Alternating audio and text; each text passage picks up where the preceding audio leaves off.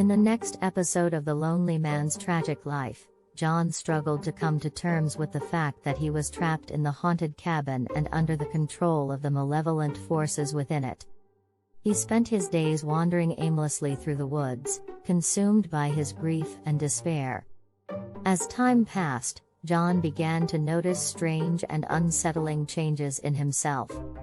He became more and more withdrawn and isolated, and he found himself consumed by a growing sense of anger and hatred. He became convinced that the cabin and the darkness were the only things that truly understood him, that they were the only things that truly cared for him. One night, while lying in bed, John was visited by the dark figure once again. But this time, it was different. The figure seemed to have taken on a more solid form, and it whispered to John that he was meant to be with it, that they belonged together.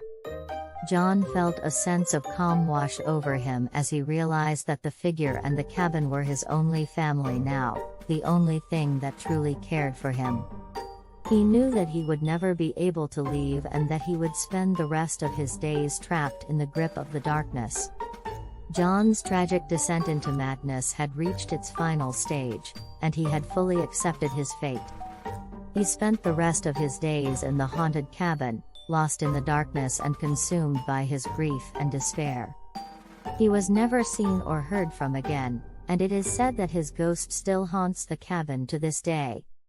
The end of the lonely man's tragic life is a grim reminder of the power of grief and despair and the dangers of becoming consumed by them.